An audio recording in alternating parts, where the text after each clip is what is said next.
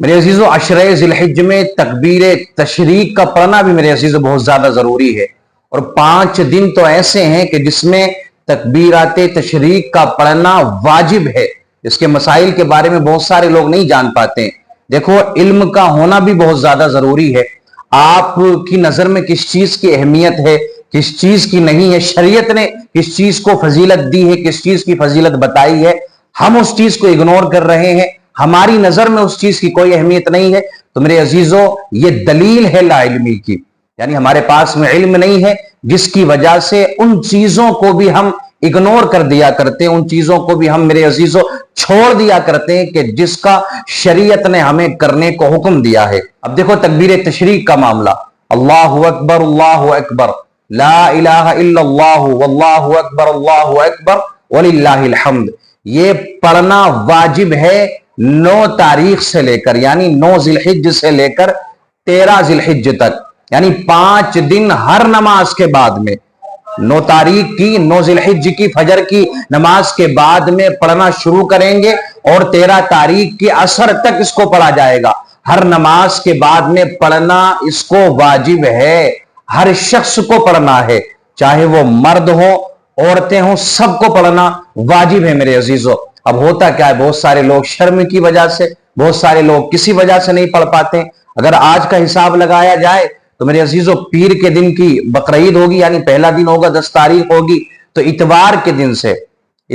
دن سے تو اتوار، پیر، منگل، بدھ، جمعرات، یعنی جمعرات کی عصر تک، اتوار کی فجر سے جمعرات کی عصر تک تکبیر تشریق کا پڑھنا واجب ہے میرے عزیزو۔ اگر کوئی نہیں پڑھے گا اس کو تو گناہگار ہوگا۔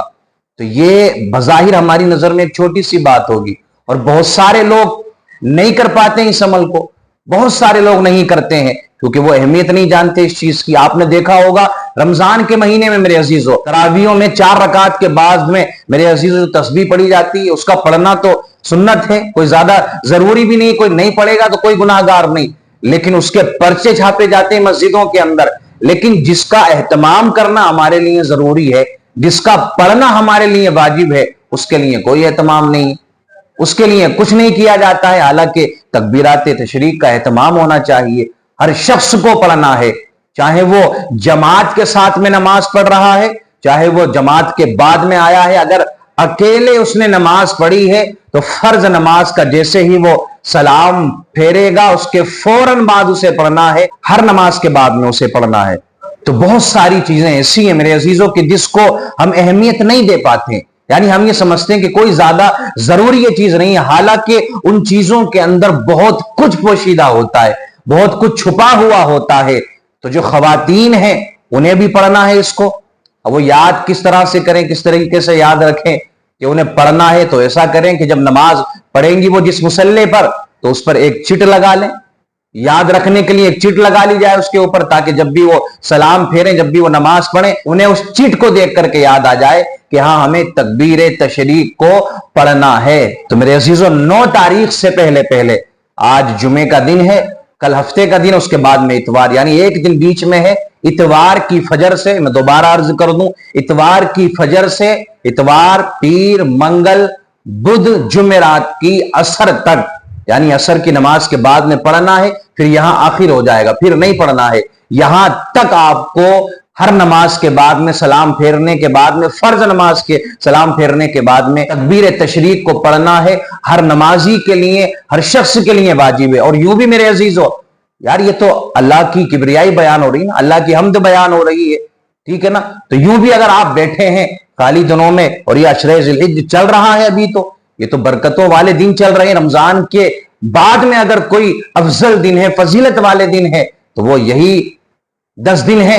جو ذی الحج کے 10 دن ہیں، تو یہ تو برکت والے دن چل ہی رہے ہیں۔ تو میرے عزیزو آپ بیٹھے ہیں، خالی بیٹھے، کوئی کام نہیں ہے، تو موبائل چلانے کے بجائے تکبیر تشریق کو پڑھیں۔ آپ دکان میں بیٹھیں تو تکبیر تشریق کو پڑھیں، آپ کہیں پر یوں ہی بیٹھے ہوئے ہیں بس باتیں کر رہے ہیں دنیاوی، تو ان باتوں کو چھوڑنے کے بعد میں آپ تکبیر تشریق کو پڑھیں۔ تو یہ پڑھیں گے تو انشاءاللہ العزیز اس کا اجر اور صلہ بھی آپ کو ملے گا۔ ہم یہ سوچتے ہیں کہ بس ایک دم ہمیں کوئی نہ کوئی چیز ملنی چاہیے، یار کوئی بھی چیز حاصل کرنے کے لیے، کوئی بھی چیز پانے کے لیے نا میرے عزیز کچھ تو کرنا پڑے گا نا۔ ایسا تو نہیں ہے کہ آپ زبان کو بند رکھیں، آپ اللہ کو یاد نہ کریں, آپ اللہ کا ذکر نہیں کریں. رب نے تو وعدہ فرمایا تم مجھے یاد تو کرو, تم میرا ذکر تو کرو, میری حمد تو بیان کرو, میری تسبیح تو کرو, میری عبادت تو کرو, مجھے یاد تو کرو. ہم ایک بار یاد کریں گے, اللہ ہمیں کئی مرتبہ یاد فرمائے گا میرے عزیزو. ہمارا ذکر رب کریم فرماتا ہے, لیکن کب؟ جب ہم اللہ کو یاد کریں گے, اللہ کی حمد, اللہ کی کبریائی, اللہ کی تسبیح, اللہ کی بزرگی ہم بیان کریں گے, تو میرے عزیزو اللہ بھی میرے عزیزو پھر ہم پر مہربان ہوگا. اور یاد رکھنا, جب رب مہربان ہو جایا کرتا ہے نا, تو پھر دنیا کی کسی بھی چیز کی ہمیں حاجت نہیں رہتی ہے. پھر تو ہر وقت انسان اللہ اللہ کرتا ہے, اور وہ دنیا میں بھی کامیاب ہوتا ہے, اور قبر و حشر میں بھی اسے کامیابی ملتی ہے.